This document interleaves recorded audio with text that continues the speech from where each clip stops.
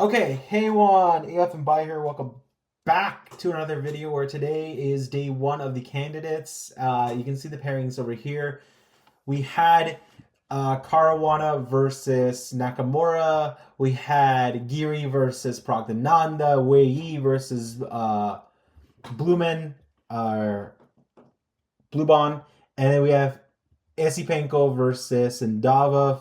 We're going to go through all of these games. We're going to start with Nakamura and Fabi because this was one hell of an upset. Everyone wanted Nakamura, but we got Fabi, so let's go. We got a knight f3, a d4, f4. What is d5 f4? Okay, I have no idea what this is, so let's go. We had e6, so we kind of playing like this, like the English now, where we have G3 point being you want to plant your bishop to G2 and castles and have this entire area to yourself and play it like a Catalan. Anyway, let's go. We got D4 and bishop to G2, like I said, and knight to F6, castles, and yeah, okay, all of this is normal. Bishop to C5, and this is all theory. We're just gonna go through a bit of this. There's no need to worry about this. Okay, so yeah. Actually, by the way, I was watching these games live, right? I'll show you where I got to the Nakamura and Fabi game live. So all of this was played beforehand. It was somewhere around.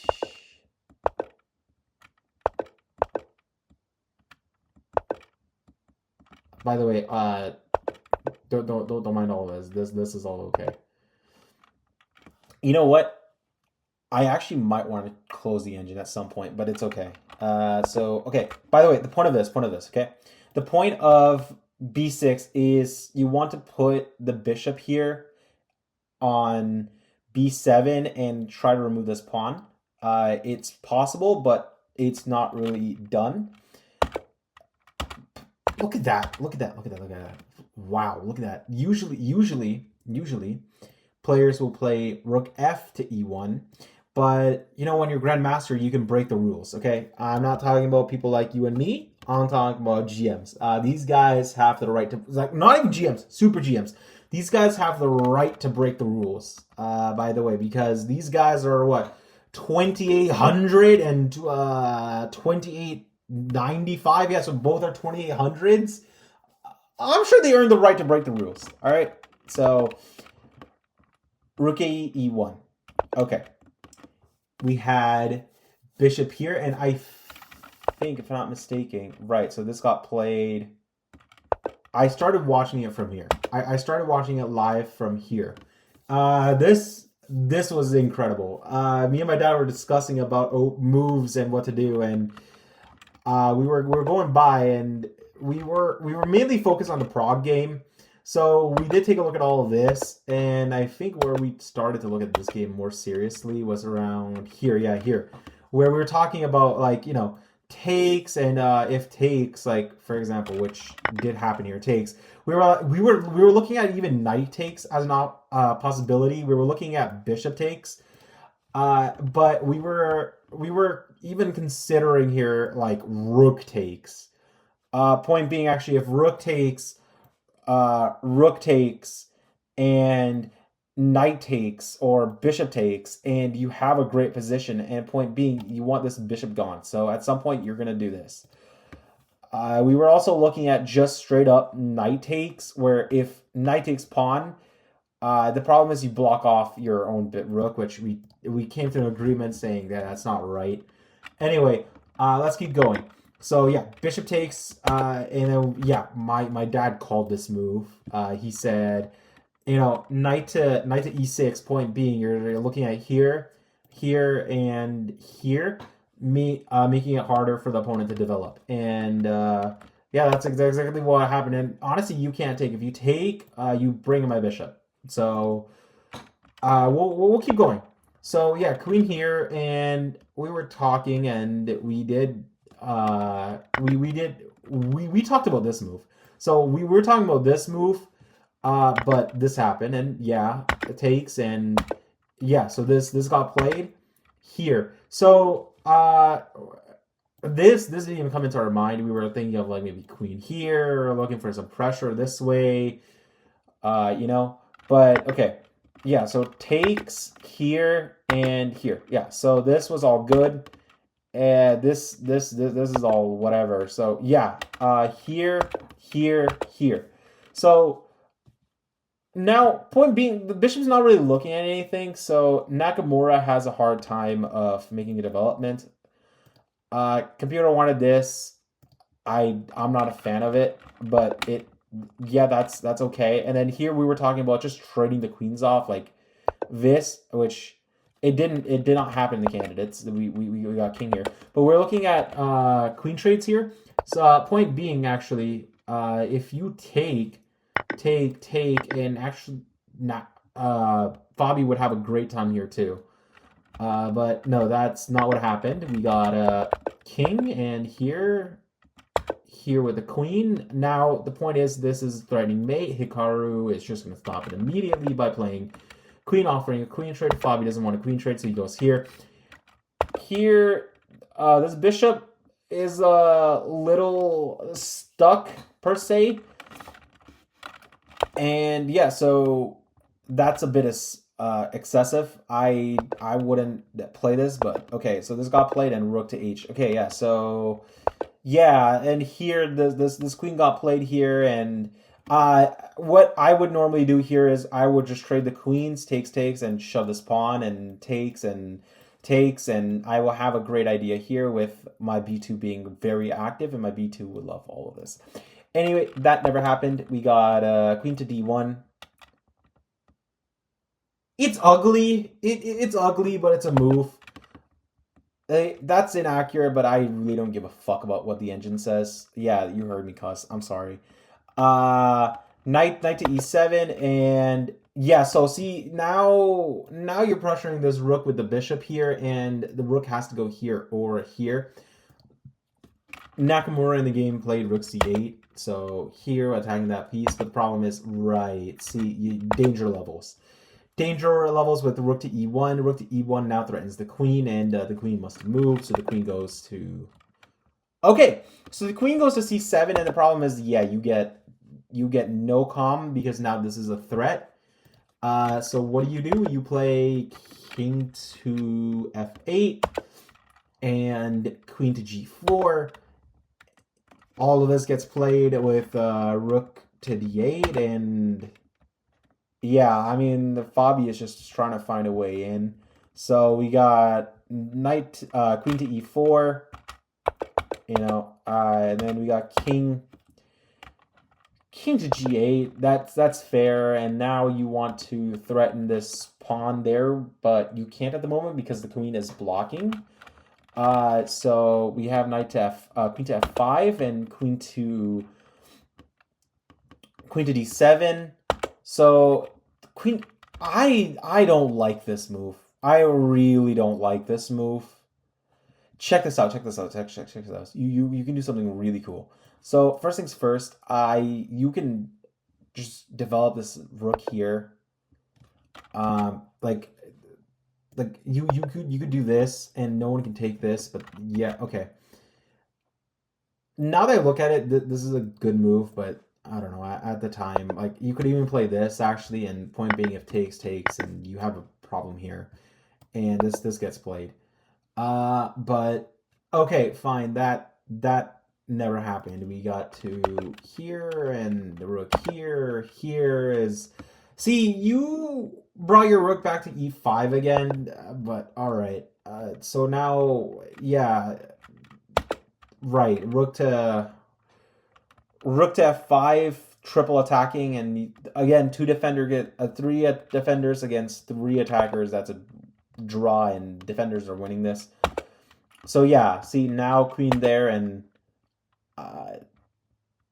okay, so I don't like the rook drop, but it's not terrible. So this gets played, and right, see, you brought the rook back, and queen goes there, here with the bishop. Point being, now the bishop just cuts the king off here, and And if possible, you want to do this and create a battery. But, okay. Rook attacks bishop. I wouldn't be scared. Right, okay, so rook to f5. See, now you got pinned. So, okay, yeah, so you move the queen to f4. And now bishop attacks the queen, so you drop the queen back, which is kind of necessary here. Right, and that's an inaccuracy. Wow. Okay. Look at that. So takes. Oh, whoa. Takes, pin. Oh, holy hell. Look at that. Look at that. You would...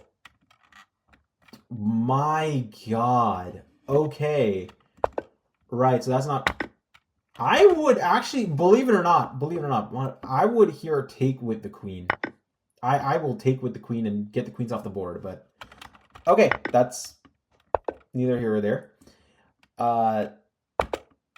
That's a move, yeah. So what do they do here? I would offer a queen trade, but okay. So this happens right there. So now you're threatening mate. So, right, he has to come down and block. What would you do here? You would bring the bishop back. Okay, that's fine. So here I would exchange the queens, but okay, here.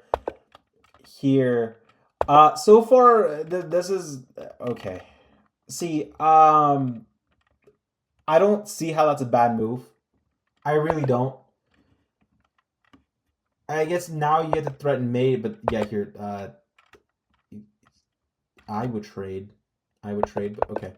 King here. That pawn's not gonna fall. That doesn't do... How is this inaccurate? I want to ask the engine what the fuck it was smoking, because this does not look inaccurate at all. Like, anyway. So here, right here is check. King goes here, check, here. You could also just play for a draw, but here. How's that a blunder? Oh, it's...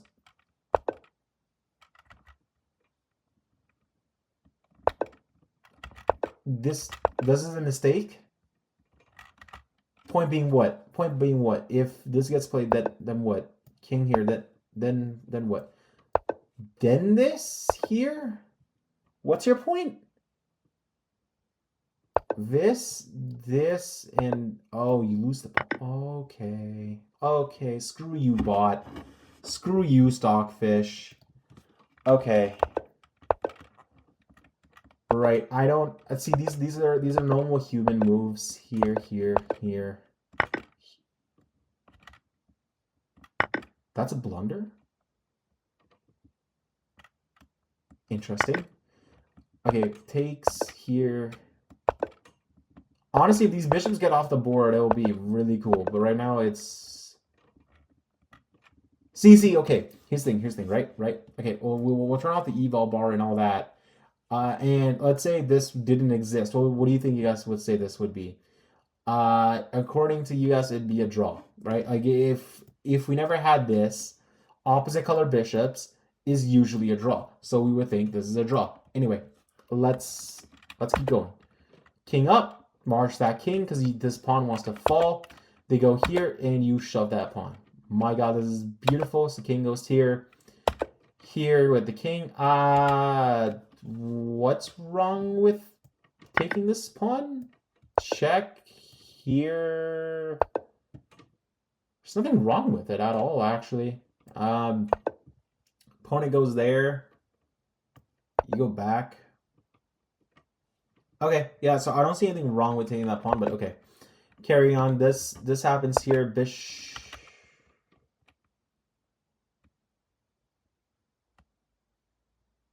Oh well. We got f6. Yeah, it's a blunder. Because exactly takes, and you lose a pawn for no reason. I feel like nerves got to Fabi here. Like I said, as Fabi, you could have just taken this pawn. It's just free. But okay. Here, oh boy, look at look at the eval bar, okay? Watch. Plus 0.4, plus 0.5, right? You take this, you drop it to plus 0.3. Okay. Now, as soon as this got down there, it's just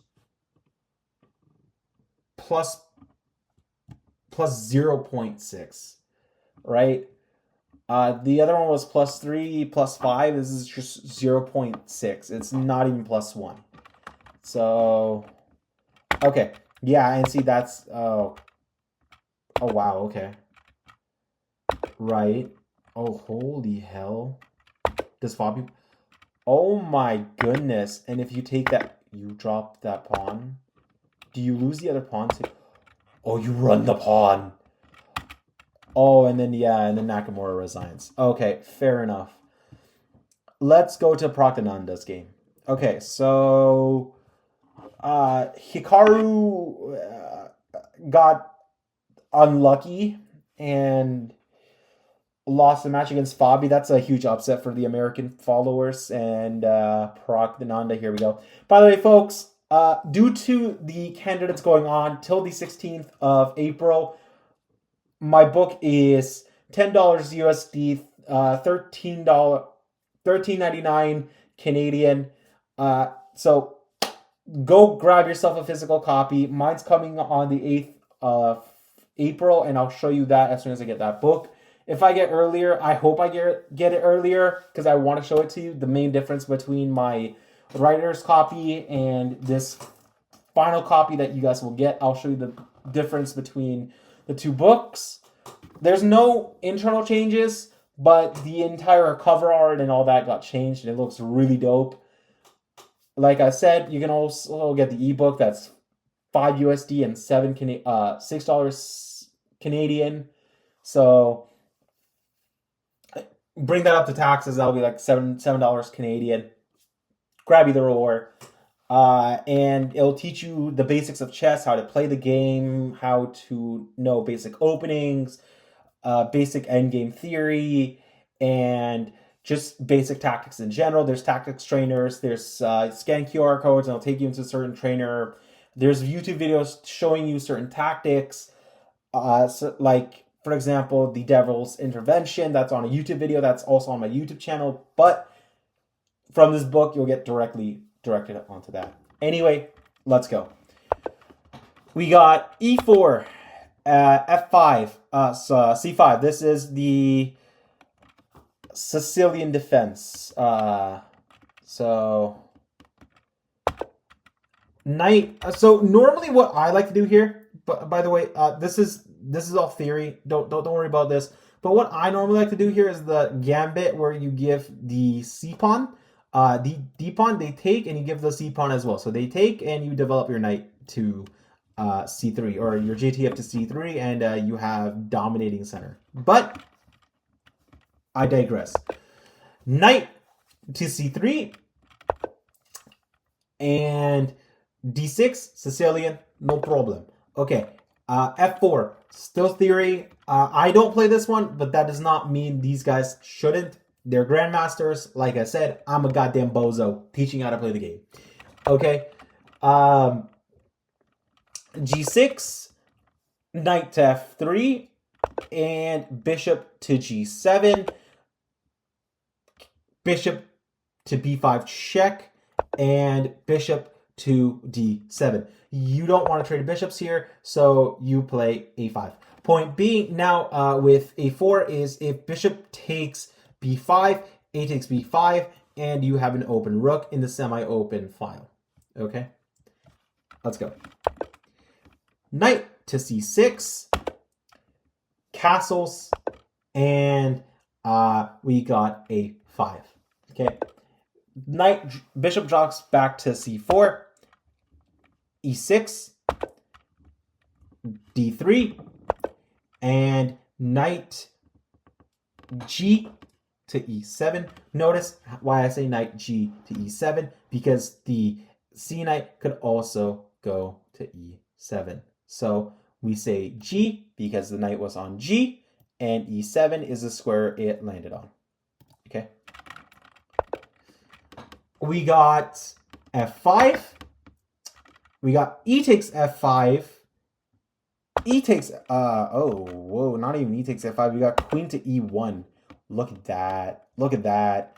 Okay, so I feel like the point of queen to E1 is you can't take me now, because if you take me now, I get to, not only do I get to activate my queen, I get to, in the long run, bring my knight over here and pressure with my rook on the F file.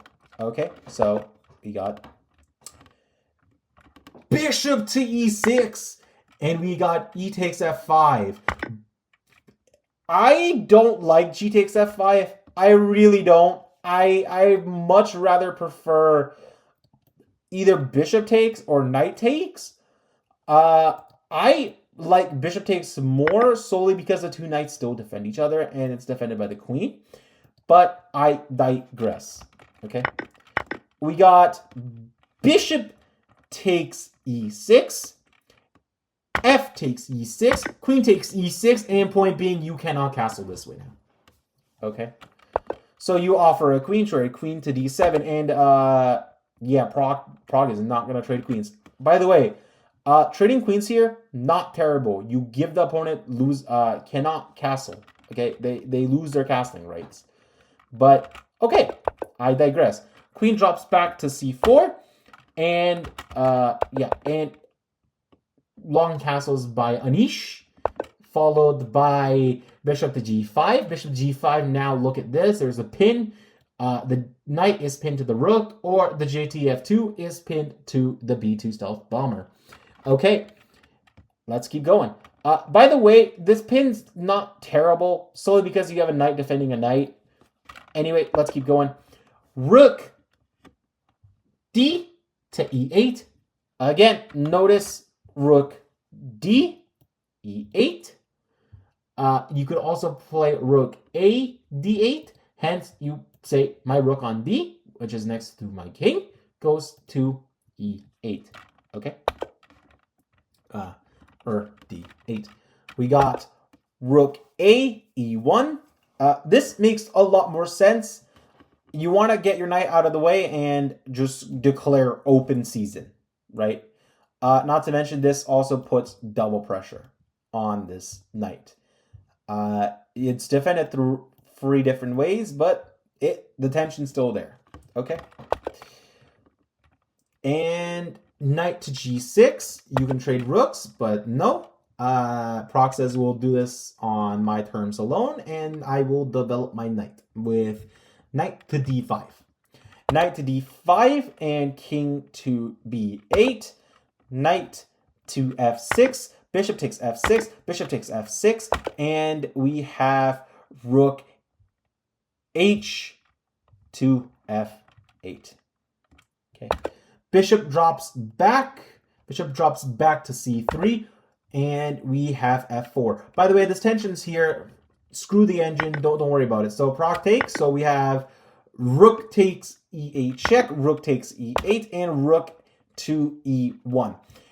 Point being now, you could do rook takes E1. And my bishop would get dropped back. However, you play rook to F8, defending your F pawn. There's kind of no need, solely because it's defended by the knight. But okay, now Prague offers the queen trade, and the Giri happily trades. So trade, and we have king to C7. King to C7 is definitely getting the king out of mating square and back rank BS, so that's good. We have knight to G5, and we have king to D7. King to D7 now threatens the rook. The rook actually does not have to move. The reason the rook does not have to move is because it's defended by the knight. However, Prague moves it and moves the rook to E4. Okay. Rook to F5 and knight to H7. By the way, now Prague's knight is kind of just sitting there, looking all pretty. So we were looking at possible moves, and for Prague, we were looking at something like maybe dropping the bishop back. So if if Giri did something like this, right, where he does this, we were thinking about just dropping this bishop back to e1 and forcing the f pawn here and try to bring the knight out this way. Our goal was to bring this knight back into the game because the knight was out of the game for a while. I mean me and my dad. We were talking about a way for that knight to get back in the game. Anyway, we got d5, and yeah, after d5, we were looking at two specific moves. We were looking at e1 and e2. We didn't feel like e1 was any good solely because the rook would be passive, so rook to e2, and point being, we were just gonna rotate the rook out this way. But okay, rook to e2, and yeah, so d4. So we didn't. So bishop to e1 is a move, but we were looking at this. Point being, now we keep pressure on this, and actually the goal was to play something like rook to f and just double attack this, and then follow that up with g3, and point being, or g4. We were looking at g4. Point being, you can't en passant. If you en passant, that gets ran with your rook just completely dying because the rook would be here. So anyway, we got bishop to e1, and we had knight. Yep, so knight cuts it off. Knight defends knight with knight c to e5. And yeah, so the rook goes right back. The rook goes back to e4. And yeah, so knight now jumps to g4. And h3, and knight goes to here. Now the knight is attacking. Knight goes to e3 and attacks the c2 pawn. And yeah, we were talking about even just playing this. Point being, you en passant, I take, and nothing happens. Even this is terrible, but that's exactly what happens in the game. So takes, we were just looking at even, like, for example, takes, or takes, bishop takes as a move. But anyway, so knight goes back to d5, and we have h4. Now, the point of h4 is you want to bring the knight back. You really want to bring the knight back. So we had takes, and yeah, so rook goes there, and yeah, point being, you want to bring that knight back to g5, so now your knight is back in the game. And yeah, this was a blunder. This was a sole blunder for the exact reason of this. Yeah, so takes. We were actually looking at, something like, so takes, and we were looking at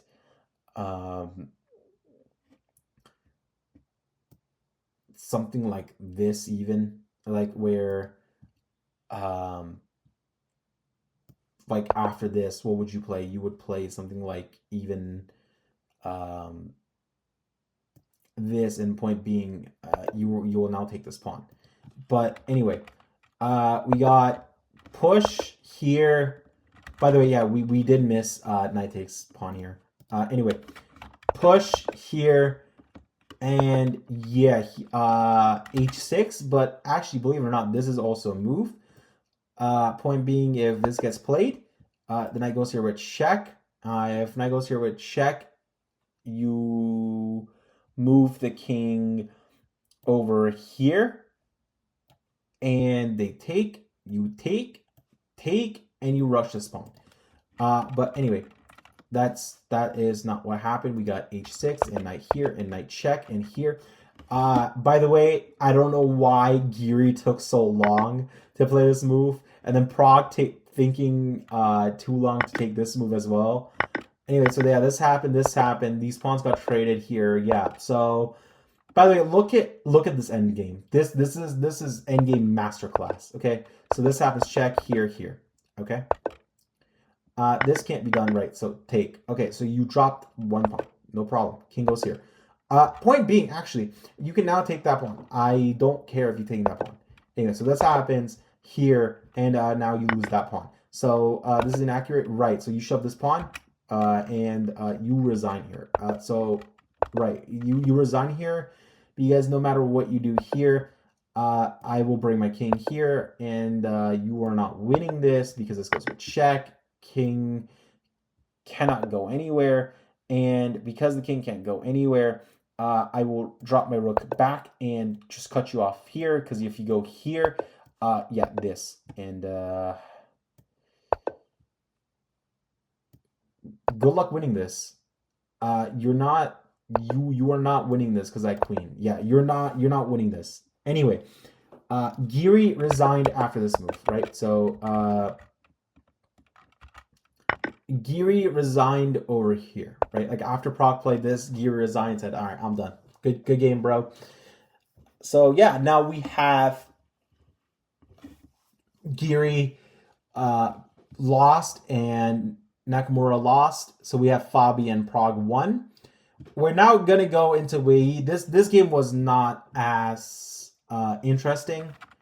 So we're just going to run right through this. So we had d4, knight to f6. I didn't pay attention to this game as much, I'll be honest. I did not find this game interesting whatsoever. c4,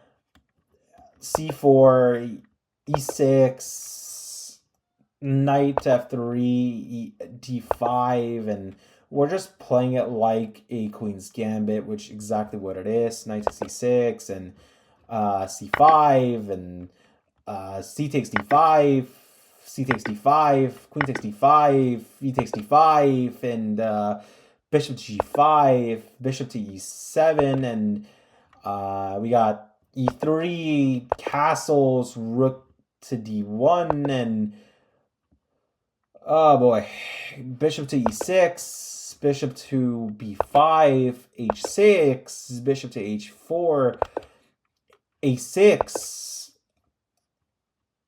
bishop to a4, knight to c6, queen to d3, knight to e4, bishop to e7, bishop takes e7, knight takes e7, castles, knight takes c3, queen takes c3, rook c8, queen to e5, and this is so uninteresting.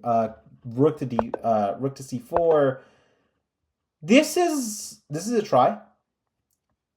This is a try with rook to e4. Point being, yeah, now queen gets dropped to c3 and just watch. So bishop to g4, rook to d2, and yeah, so they agreed on drop this. So bishop takes f3, g takes f3, and queen to d7. By the way, you dropped a rook. I don't know why. We just Blue Bomb drop a rook, you drop a rook, but okay, anyway.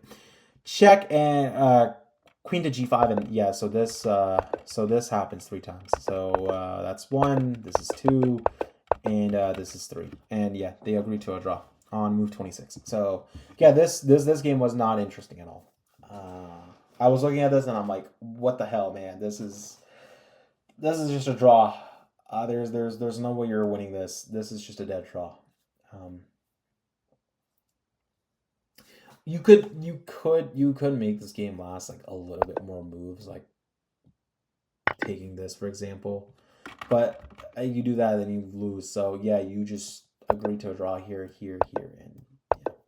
So anyway, well, let's just go on to the last game where we have Esipenko and Sindarov. And by the way, Sindarov won this. I'll be honest, this game I wasn't too hyped for. I was definitely hyped for Nakamura and Fabiano.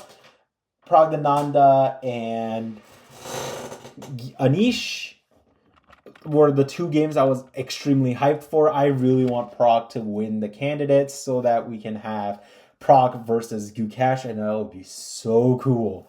Anyway, here we go. d4, d5, c4, e6, knight to f3, knight to f6, and knight to c3. By the way, this has all happened before. This is the queen. This is the London followed by the queens. So this is the London turned into the Queen's Gambit or the Jobava London. You could also look at this as the Jobava London. Like, there's so many variations in the Queens of London that we're not gonna go by. Anyway, bishop to e7. This has happened multiple times, by the way. I had positions like up till here and move 4, move 5. I've had positions like this where, like, honestly, I had positions where this has happened, where, you know, now the opponent would castle, and honestly, this position isn't half bad either. Like, I had so many positions, stuff like this, and you know, something like this has even happened. They tried kicking me back here, you fall back here, and bringing the knight and going like this. All of this has happened to me before at some point. Anyway, we're not looking at what happened to me. I'm a bozo. Let's not focus on me. Let's go back. Okay, so we have takes and bishop to f4, castles, e3, and we have c5. C5 is looking to undermine the d-pawn, and so straight up, Sindarov said, no, I'm not destroying my pawn structure. I'm just going to play bishop to d3 and just say, what are you going to do about it, buddy? So, sorry, guys. Okay, so we had knight to c6, castles, and c4. c4 now kicks the bishop back 1 square. Not terrible. Although, these 2 pawns could be a problem in the future, but for now, whatever. It's not a big deal. We got knight. Okay, so knight to h5. Normally, folks, don't play knights on the edge. Knights on the rim are dim. Okay, just remember that. Unless you're a goddamn grandmaster or an international master, do whatever you want. I'm not gonna say anything. But if you're my students, if you're not a master at all, like, hell, even as an arena master, I would say that's a garbage move. 9 times out of 10, you don't want to move the knights on the rim because knights on the rim are dim. So what do we get here? We got, I hate this, by the way. I hate this. I hate bishop to e5. Why not just move your bishop back here and saying that, yeah, you can take, but my rook gets into the game? But okay, anyway. Whatever. f6, and yeah, see, you play this anyway. And we got f5. What is f5, man? Like, you cut your bishop off. Don't play like this. Okay. If you're under 2,500, don't play this stuff. Anyway, let's keep going. Bishop to e5, bishop to e6, b3. B3 is nice. B3 is looking to undermine the c pawn, saying I will take your c pawn. E takes my d takes my c pawn, and yeah, you have a pawn that doesn't belong, and I will very much play rook b1 and attack your b7 pawn. Anyway, that never happened. We got queen to a5, looking at the weak c3 knight. So the knight has to move, and the knight went back to e2, and we got b5. b5, and the knight jumps to f4. The f4, knight takes f4, and I hate this. I don't know why or who possessed this man to play this. I know Stockfish says this is a top move, but yo, just take with the bishop. Me and my dad were looking at this too, and we're like, "What? Who possessed this man to play this move?" Like, just take with the.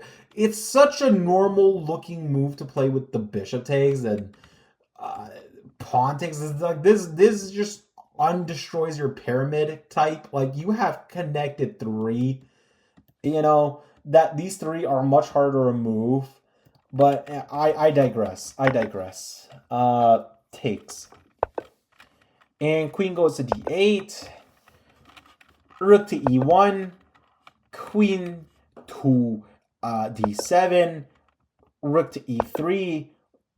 Rook a e8. And h4. I have no objections. Okay. h6, I would just play a5. Believe it or not, I will play a5. If I did all of this, I would play a5 in a heartbeat. But okay. I don't hate this either. I don't hate g3. G3 is looking to make another pawn wall. Okay? I don't hate this. a6. By the way, check this out. Check this out. Check this. You can undermine this by playing this. Okay.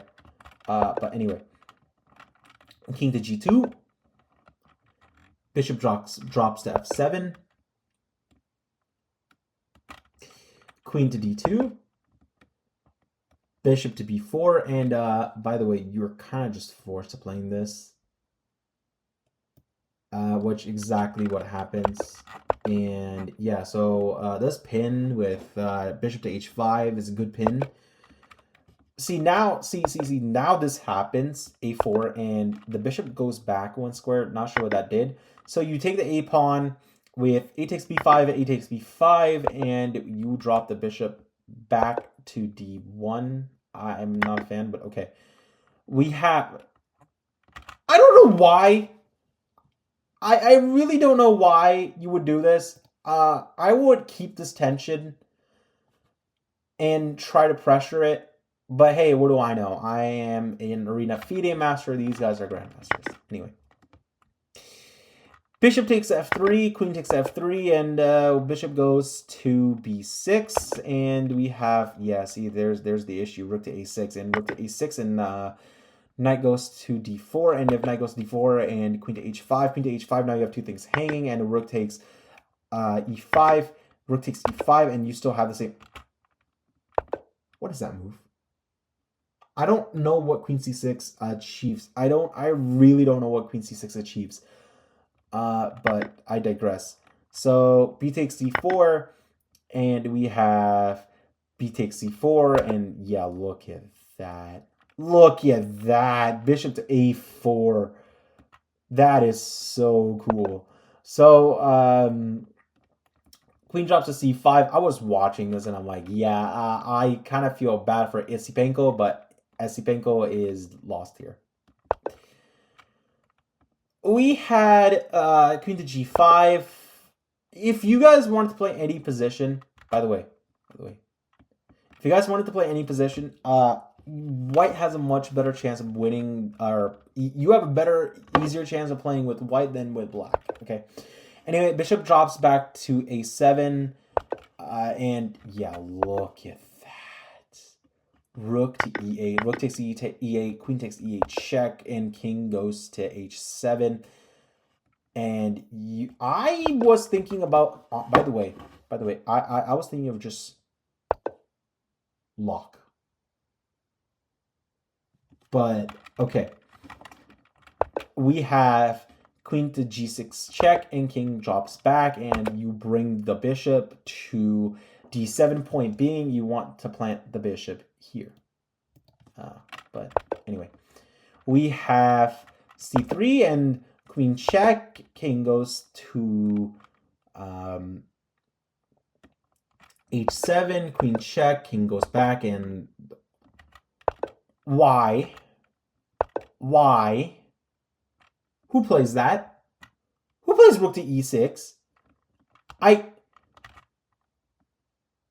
I mean, cool, man, you ended the game in style, but yo, who plays this? What's the point? Knight takes. Then what do you play check? Okay. King goes here. What do you do? Oh my goodness, look at that. And what happens if king goes here? You're dead, right? You die. Oh my god, you die. That's me. Okay, so he ended the game in style. That's okay. That's cool. I will give credit where there's credit. You ended the game in style, but oh man, I very much like bishop here. But okay, I digress. Anyway, guys, this is just round 1 of the candidates. Tomorrow's round 2. Let me know who you are cheering for. By the way, with my book, go grab it. $13, $13.99 Canadian. With tax, that will be around $14.10 or $14.20, which is far cheaper than what it used to be, which would be $16. Add some taxes onto that, and that's $17. And ebook is still $5 USD and $7 Canadian, while the physical is $10 USD and $14 Canadian. So 14 with taxes, but $13.99. So go grab yourself a copy and learn some of these tactics. Not exactly these tactics, but there's tactics trainers. There's stuff built in. You scan the QR code and you play. Anyway, I hope you guys enjoy this video. I'll see you tomorrow for round 2. I will be recapping that too. Have a great day. Peace.